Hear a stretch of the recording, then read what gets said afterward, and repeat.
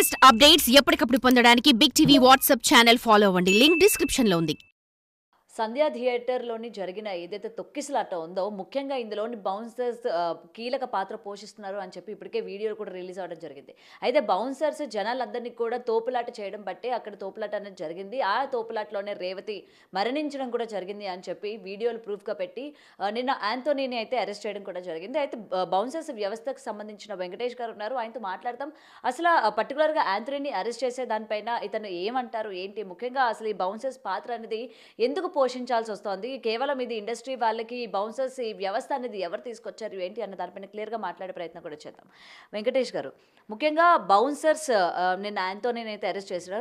అయితే ముఖ్యంగా హీరోస్‌కి మీరు బౌన్సర్స్‌గా వెళ్తూ ఉంటారు కాబట్టి మీకు పర్మనెంట్‌గా పెట్టుకుంటారా? లేకపోతే టెంపరరీగా పెట్టుకుంటారా? మొత్తం కూడా మీ యొక్క బౌన్సర్స్‌కి సంబంధించి ఏ విధంగా ఉంటుంది? ముఖ్యంగా సెలబ్రిటీస్ విషయాల్లోని. మేము పర్మనెంట్‌గా అంటూ ఏం లేదు. పర్మనెంట్‌గా ఉండేటోళ్ళు ఎక్కువ ఎవరంటే పీఎస్ఓ. వాళ్ళు ముంబై నుంచి తీసుకుంటారు వాళ్ళని. సెక్యూరిటీ పర్సన్స్ వాళ్ళంతా ఎస్కార్టింగ్ నేర్చుకొని ఈడికొస్తారు. ఇక్కడ bouncers only event purpose use చేసుకుంటారు. ఇప్పుడు మీరు ఎవరైతే అంటున్నారో యాంథోనీ మా పర్సనే అనమాట. మేము ఆయన అంతా కలిసి చేసినోళ్ళమే. అతను ఆ వన్ డే ఈవెంట్ కోసమే అతను అల్లు అర్జున్ గారి దగ్గరికెళ్లారు. అంతే తప్పితే అతనికి ఆ కేస్‌కి ఎటువంటి సంబంధం లేదు. ఆయన వన్ డే పర్పస్‌లో ఎళ్ళాడు. ఆయన తరఫున ఒక 30 మంది, 40 మందిని తీసుకుపోయి వర్క్ చేపించుకొని వచ్చాడు. ఆడ ఇంత పెద్ద ఇన్సిడెంట్ అవుతదని ఆయనకి తెలీదు. ఇది తిరిగి ఆయన మీదకొస్తదని కూడా ఆయనకి తెలిసి ఉండదు. ఓకే. సో, ఆ రోజు నిజంగా డ్యూటీలోని యాంథోనీ గారు వెళ్లారా? లేకపోతే నార్మల్‌గా అల్లు అర్జున్ వస్తున్నారు కదా! చూడ్డానికి వెళ్దాం అన్నట్టు వెళ్లారా? లేదు. అతను ఒక ఈవెంట్ ఆర్గనైజర్‌కి సంబంధించి ఈయన ఒక బౌన్సర్ అనమాట. ఆయన కింద ఈయన చేస్తాడు. అక్కడ ఎవరైతే ఆ ఈవెంట్ ఆర్గనైజ్ చేయడానికి వచ్చిన పర్సన్ ఉన్నాడో, ఆ పర్సన్ కింద ఈయన బౌన్సర్‌ని సప్లై చేస్తాడు. ఇప్పుడు ఒక ఈవెంట్ ఆర్గనైజర్ కింద చాలామంది సప్లయర్స్ ఉంటారు. దాంట్లో యాంథోనీ ఒక ఆయన అనమాట. యాంథోనీ కాకపోతే వెంకట్ కాకపోతే ఇంకొకళ్ళు. ఆ టైంకి ఎవరైతే ఆయనకు అవసరం పడతారో వాళ్ళని పిలుచుకున్నాడు. ఆయన యాంథోనీ అనమాట. యాంథోనీ కింద ఒక 40 మంది ఉన్నారు ఆడ. 40 మంది ఉండొచ్చు, 30 మంది ఉండొచ్చు. 30 మంది అని నేను అనుకుంటున్నా. ఓకే. సో, ముఖ్యంగా మీరందరూ కూడా ఏంటంటే, ఈ హీరోస్ కావచ్చు, హీరోయిన్స్ కావచ్చు, షాప్ ఓపెనింగ్ దగ్గర నుంచి, ఈవెంట్ల దగ్గర నుంచి ప్రతి చోట కూడా మీ బౌన్సర్స్ అందరూ కూడా ఉంటూ ఉంటారు. అసలు ఈ బౌన్సర్స్ అన్నది వాళ్ళ వ్యక్తిగతంగా పెట్టుకుంటారా? లేకపోతే పోలీసులు ఏమైనా సరే వాళ్ళకి బౌన్సర్స్, వాళ్ళకి సెక్యూరిటీ అవసరం అని చెప్పి మిమ్మల్ని అలాట్ చేస్తారా? మమ్మల్ని అలర్ట్ చేయడం ఏముండదు. వాళ్ళే వాళ్ళ మేనేజర్లు, సెలబ్రిటీ వాళ్ళ మేనేజర్లు వాళ్ళు రిక్రూట్ చేసుకుంటారు. ఎందుకంటే ఎక్కడన్నా హీరో గానీ, సెలబ్రిటీ గానీ లేకపోతే ఇంకొకళ్ళు గానీ బయటికెళ్ళినప్పుడు వాళ్ళకి పబ్లిక్ ద్వారా ఎటువంటి ఇబ్బంది కావద్దు. వాళ్ళు పబ్లిక్ వచ్చి ఫ్యాన్స్ గానీ, పబ్లిక్ గానీ వచ్చి హీరో మీద లేకపోతే ఎవరైనా సెలబ్రిటీ మీద పడటం గానీ, టచ్ చేయటం గానీ చేస్తారని భయంతోనే కొద్దిగా ఈ మా బౌన్సర్స్ వ్యవస్థ కొద్దిగా బాగా అంటే డెవలప్ అయిందనమాట. వాళ్ళ మూలంగానే, సెలబ్రిటీస్ మూలంగానే. ఇంత ముంగట చాలా తక్కువ ఉండేది. మేము ఓన్లీ పబ్బులకు మాత్రమే పరిమితం ఉండే. రాను రాను ఎట్లయిపోయిందంటే ఇప్పుడు మ్యారేజెస్‌కి ప్లస్ దాంతోపాటు సెలబ్రిటీ ఈవెంట్స్‌కి, వీఐపీస్‌కి, ఓపెనింగ్స్‌కి ఇట్లా మూవీ ఆడియో రిలీజెస్‌కి అన్నిటికీ మేము బౌన్సర్స్ యూజ్ అవుతున్నాం. అంటే దీంట్లో మీరు ఇందాకల అడిగారు ఒక మాట, పోలీసోళ్ళు పెట్టారా అని. పోలీసు వాళ్ళతోని సహాయంతోనే మేము బౌన్సర్లుగా ఆడ పనిచేస్తాం. మాకు బౌన్సర్లని మేము వాళ్ళు పెట్టుకునే ముందే మమ్మల్ని ఏం చేస్తారంటే అక్కడ డిపార్ట్మెంట్లో ఎవరైతే ఆ టైంలో పొజిషన్లో ఉంటారో సిఐ కానీ, ఎస్ఐ గారు కానీ మాకు బ్రీఫింగ్ ఇచ్చినాకనే పొజిషన్ ఇస్తారు. ఆడ 20 మంది బౌన్సర్లు ఉన్నారనుకో, అందరిని పిలిపించి మీరు ఎవరితోనూ గొడవడొద్దు, నెట్టొద్దు, తిట్టొద్దు అని చెప్పి బ్రీఫింగ్ ఇచ్చిన తర్వాతనే బౌన్సర్లను పెట్టుకుంటారు okay. Position. So, Allu Arjun ఇష్యూలోని సంధ్యా థియేటర్‌లో జరిగిన దాంట్లో వీడియోస్ అయితే మీరు చూసారు కదా! అవును చూసాను. మరి జనాల్ని ఒక్కసారిగా ఈ బౌన్సర్స్ అందరూ కూడా తొయ్యడం వల్లనే తొక్కిసలాట జరిగింది అని అయితే చెప్తూ ఉన్నారు. ఈ కారణంగానే ఇవాళ యాంథోనీని A3 ఆర్ A5 కింద ఆయన్ని అరెస్ట్ చేసి వన్ ఆఫ్ ద మెంబర్ ఇవాళ అరెస్ట్ చేసినట్టు కూడా చూస్తూ ఉన్నాం. మరి అసలు అలా తోపులాట జరగడం గానీ, అట్లా మీరు తోసేయడం కూడా కరెక్టే అంటారా? అంటే ముందు వెనక ఆలోచించకుండా అంతమంది జనాలు వచ్చేటప్పుడు తర్వాత వాళ్ళకి ఏం జరుగుతుందో ఏంటో అన్న కొంచెం కూడా ఆలోచించకుండా ఒక్కసారిగా కేవలం హీరో కోసం అలాగా తోసేస్తూ ఉంటారు కదా! ఇది ఎంతవరకు రైట్ అంటారు మరి? హీరో గురించి తోసేయడం ఏం లేదండి. మేము తోయడానికి కారణం ఏందంటే పబ్లిక్ ఒక్కసారిగా ఎక్కువైపోయింది. ఎక్స్‌పెక్ట్ చేసిన దానికన్నా ఎక్కువైపోయింది ఆ రోజు. ఇప్పుడు మేము ఆ వీడియో చూసినా నేను లేనులే పొజిషన్‌లో. ఆ పొజిషన్‌లో ఉన్నది వీడియో చూసినా ఒక్కసారిగా ఫ్యాన్స్ ఏందంటే గేట్లు బద్దలు కొట్టుకొని నూక్కొని వస్తున్నారు. మీరు చూసుంటారు. అక్కడ ఉన్నది 2 లేదా 3 బౌన్సర్‌లే. లేకపోతే ఒక 10 మంది, ఒక 5 మంది ఉంటారు ఆ గేట్ ముంగట. ఇంతమంది అభిమానులు ఒక్కసారిగా పుష్ చేస్తుంటే బౌన్సర్లు ఎంతని కంట్రోల్ చేస్తారు? ఆ వదిలేయటంతోనే ఒక్కసారిగా అభిమానులు లోపటికెళ్ళటానికి ట్రై చేసినప్పుడు దాంట్లో ఏదో తొక్కిసలాటలో తను చనిపోయి ఉంటది. అంతేగాని ఉద్దేశపూర్వకంగా మా వోళ్ళు ఎవ్వరిని తొయ్యరు.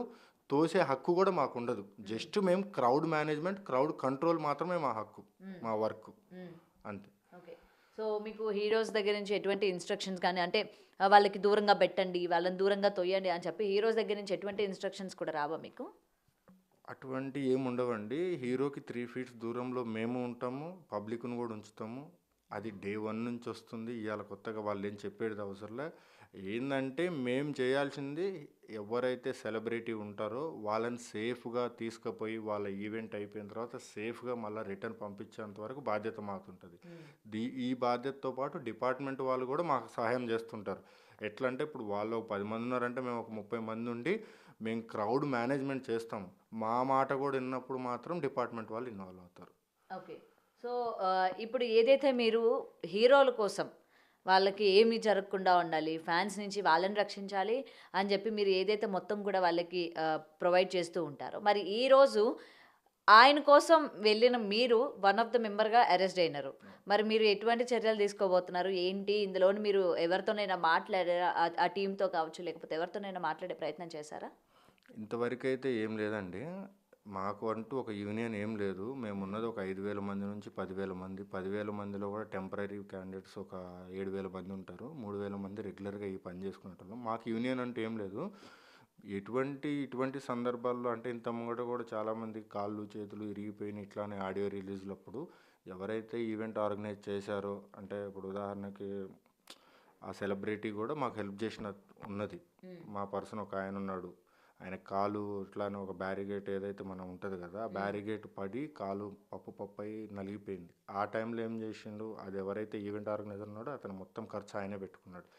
ఇప్పుడు వరకైతే ఏం లేదు. నాకు తెలిసి యాంటోనీ విషయంలో ఎవరైతే సెలబ్రిటీ అల్లు అర్జున్ గారు అనుకుంటున్నారో వాళ్ళు హెల్ప్ చేస్తారని మేము 110% నమ్ముతున్నాం. ఓకే.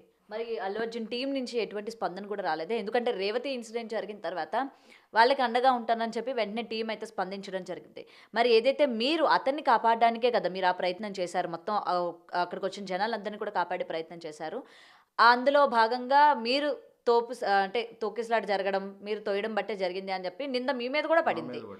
మరి అల్లు అర్జున్ టీం నుంచి మీ వైపు మాట్లాడే వాళ్ళు ఎవరైనా వాళ్ళు బయటకు వస్తారు అని చెప్పి ఆశిస్తున్నారా?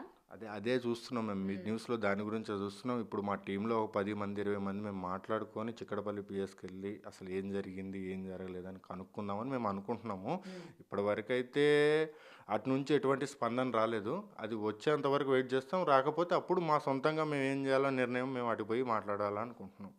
ఇప్పటి వరకు అయితే ఎటువంటి స్పందన రాలేదు. నాకు తెలిసి అయితే అటు నుంచి ఉంటుంది. ఎవరైతే అల్లు అర్జున్ టీం ఎవరైతే మేనేజర్ కానీ వాళ్ళు ఎవరైనా కానీ యాంటోనీని సేవ్ చేయడానికి ట్రై చేస్తారు పక్క. ఎందుకంటే ఆయన గురించేగా మేము కొట్లాడింది, ఆయన గురించేగా ఆడ మేము సేఫ్గా తీసుకురావాలని మేమే ట్రై చేసినాం. కాబట్టి ఇప్పుడు ఆఖరికి మా యాంటోనీ మీదకి వచ్చింది అది ప్రాబ్లం. ఎందుకంటే ఇప్పుడు అల్లు అర్జునే కాదు, మొన్న జరిగిన మోహన్ బాబు ఇష్యూలో కూడా కీలక పాత్ర బౌన్సర్సే మళ్ళీ అక్కడ కూడా. ఎందుకంటే బౌన్సర్స్ మళ్ళీ మీడియా పైన రావడం కావచ్చు, లేకపోతే మనోజ్ని బౌన్సర్స్ చేత కొట్టించారు అటు విష్ణు మనోజ్లు అని చెప్పి, విష్ణు బౌన్సర్స్ తర్వాత మనోజ్కి సంబంధించిన వాళ్ళు అని చెప్పి మళ్ళీ అక్కడ కూడా బౌన్సర్స్ పేర్లు గట్టిగా వినిపించాయి ఆ ఇన్సిడెంట్లో కూడా. సో అందుకని అసలు మొత్తం కూడా ఈ రెండు ఇప్పుడు ఏవైతే హైప్గా కనిపిస్తూ ఉన్నాయో ఈ రెండిట్లో కూడా కీలక పాత్ర బౌన్సర్స్దే.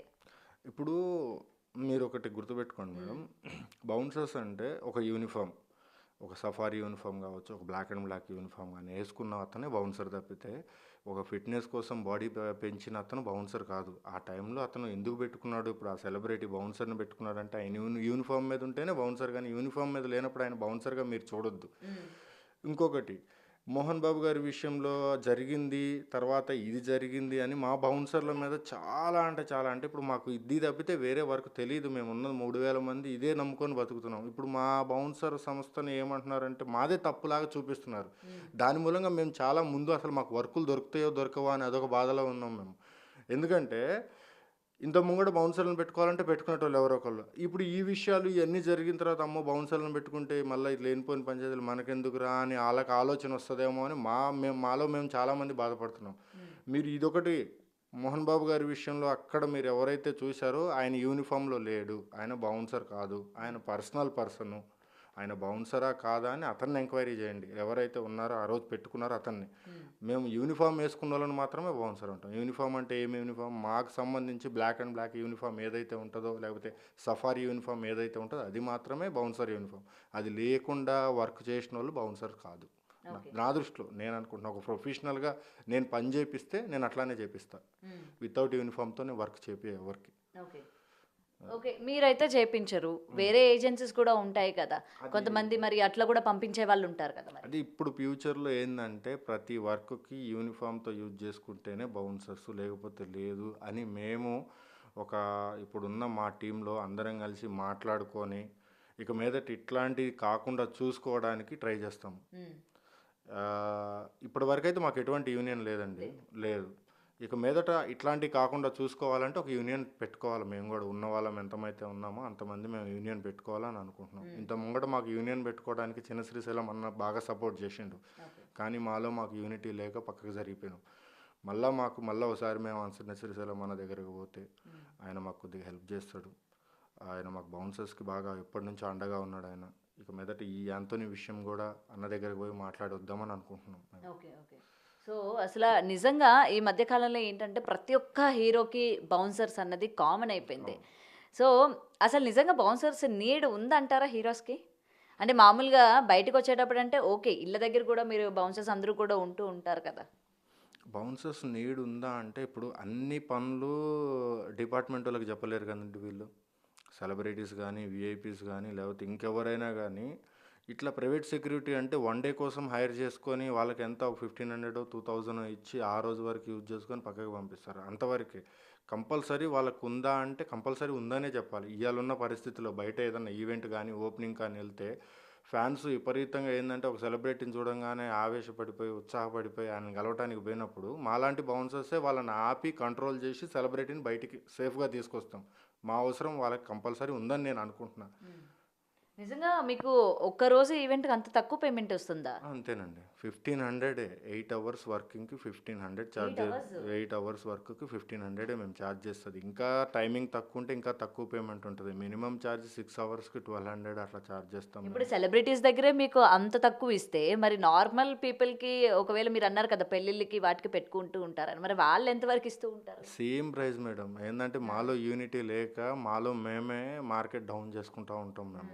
అట్లా కాకుండా ఒక యూనిటీ తయారు చేసుకోవాలని ఇప్పటి నుంచి అనుకుంటున్నాం. ఈ జరిగిన సన్నివేశాన్ని బట్టి, సందర్భాన్ని బట్టి నెక్స్ట్ ముందుకు ఈ మంచి ఒక యూనియన్ స్టార్ట్ చేసుకొని పేమెంట్స్ విషయంలో కానీ అందరూ ఏదైనా జరిగితే అందరూ ఉండేలాగా మాట్లాడుకోవాలని అనుకుంటున్నాం ఇప్పటి నుంచి. సో నిజంగా నాకు ఏంటంటే ఒక షాకింగ్, 1500 అంటే మీరు మీ మెయింటెనెన్స్కే చాలా వరకు అవుతుంది. మీరు మార్నింగ్ నుంచి మీ వర్కౌట్స్కి అని చెప్పి, లేకపోతే మీరు తీసుకునే ఫుడ్కి కావచ్చు, ప్రతిదానికే అవుతుంది. ఆ 1500 మీకు అసలు ఎక్కడి వరకు సరిపోతుందండి? మీరు వెళ్ళి రావడానికి కూడా సరిపోతుంది కదా.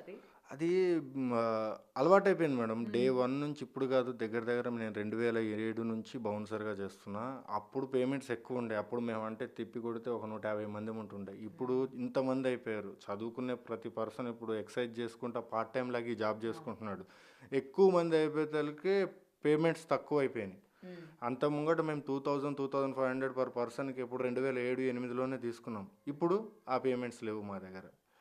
కాకపోతే ఎక్కువ సర్వీసెస్ ఎక్కువైపోయినాయి. అంటే ఇంత ముంగట మహా అంటే 10 రోజులు 12 రోజులు పని వస్తుండే. ఇప్పుడు నెలలో 25 రోజులు పని వస్తుంది మాకు.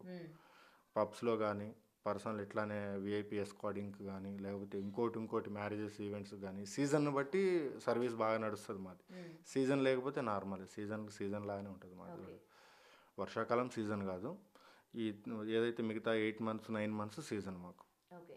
సో ఇప్పుడు ఏదైతే ఈ సంధ్యా థియేటర్ ఇన్సిడెంట్లోని మొత్తం ఎవరెవరినైతే A1 నుంచి మొత్తం పెట్టినారో అందరినీ కూడా రిలీజ్ చేయడం కూడా జరిగింది, ఇంక్లూడింగ్ అల్లు అర్జున్.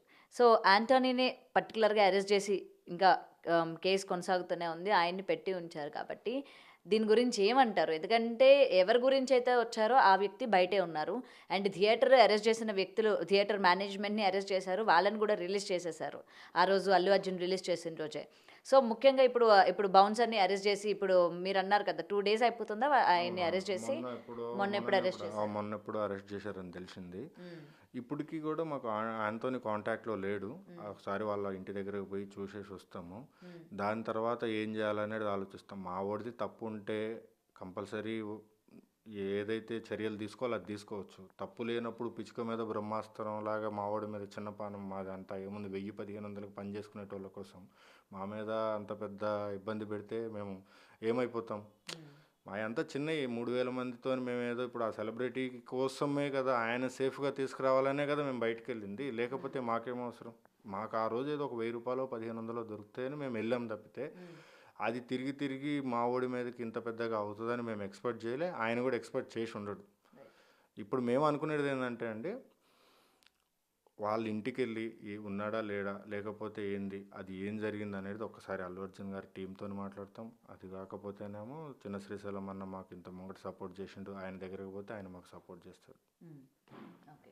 సో ఇదండి ప్రెసెంట్ ఏదైతే యాంథోనీని అరెస్ట్ చేస్తారో ఈ పర్టికులర్ ఇన్సిడెంట్లోని ప్రతి ఒక్కరిని కూడా అరెస్ట్ చేసి బెయిల్ మీద బయటకు వచ్చిన పరిస్థితులు కూడా మనం చూస్తూ ఉన్నాము. అయితే ఇప్పుడు యాంథోనీ విషయంలో కూడా ఏదైతే సెలబ్రిటీని కాపాడడానికి అంటే సెలబ్రిటీని సేఫ్గా తీసుకువెళ్ళాలి తీసుకురావాలి అన్న దానిపైన కేవలం ఆ ఒక్కరోజు ఈవెంట్ పని మీద ఆయన వెళ్ళడం కూడా జరిగింది. కాబట్టి ఈరోజు ఆయన్ని తీసుకుపోయి ఇలా అరెస్ట్ చేయడం రేపొద్దున మొత్తం బౌన్సర్స్ వ్యవస్థ పైన కూడా ఈ ఇంపాక్ట్ పడుతుంది. రేపొద్దున ఎవరైనా సరే పెట్టుకోవడానికి కూడా కొంచెం సందేహం కూడా వ్యక్తం చేస్తూ ఉంటారు అని అయితే వెంకట్ గారు అయితే చెప్తున్నారు. మరి చూడాలి అసలు యాంథోనీని రిలీజ్ చేస్తారా లేదా, అండ్ అసలు ఈ కేసులోని ఇంకా ఎటువంటి మలుపులు తిరగబోతున్నాయి ఏంటి అనేది కూడా మనం కూడా వేచి చూద్దాం. కెమెరామ్యాన్ వంశీతో Gautami reporting, Hyderabad. For more videos like this, subscribe Big TV channel.